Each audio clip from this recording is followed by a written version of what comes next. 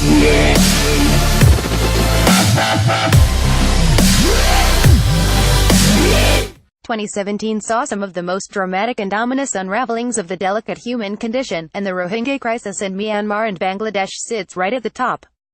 The scale of the violence and physical displacement that unfolded after the 25th of August militant attack in Myanmar's northern Rakhine state remains unlike anything else in recent memory. Perhaps most remarkable is the geopolitical whirlpool that the crisis has created in the region, drawing and peering state and non-state actors in a complex, and often clashing, interplay of agendas, interests, and anxieties. In a way, the crisis has opened up Myanmar, currently undergoing democratic transition under the much-scrutinized leadership of Aung San Suu Kyi, to the subsuming throes of big power politics and regional contestation for strategic leverage. India, owing to its proximity to ground zero and concomitant regional dynamics, too remains in this sphere of geopolitical churning, but the question is whether India has been able to respond in a manner that is not just effective in restoring stability in the short term or providing comprehensive assistance to the direct stakeholders of the crisis, but also that consolidates its own standing as a reliable power in this volatile region. The Indian response: India has obviously had to articulate a position on the crisis, thanks to strategic realities, domestic sentiments, and regional geopolitical compulsions. But this has been a far from consistent position, with the establishment in New Delhi fumbling to make sense of the rapidly evolving, or devolving, situation on the ground and get the geopolitical arithmetic right. The constant struggle for the government of Prime Minister Narendra Modi has been to showcase and build upon a framework of neutrality by assisting both Myanmar and Bangladesh. Modi, during his early September visit to Myanmar, used the term extremist violence to describe the instability and centered the bulk of his remarks on terrorism and the deepening partnership between India and Myanmar.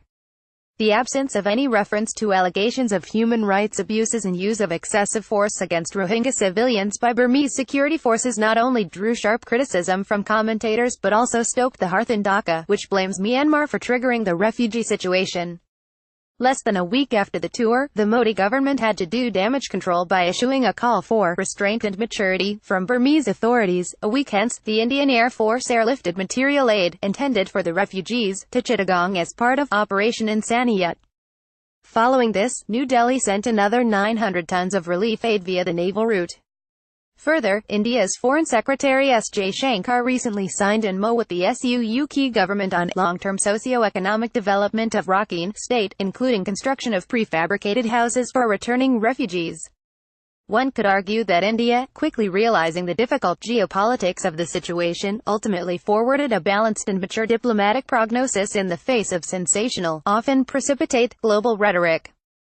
After all, the Modi government chose to water the roots, infuse relief assistance at the source points, rather than prune the leaves, engage in abstract verbosity against the Suu Kyi government. But, in reality, what good has come out of this diplomatic calibration? Balanced diplomacy or timidity? In effect, all of the above are nominal measures that neither resolve the refugee crisis, nor add any significant value to India's footprint in South and Southeast Asia.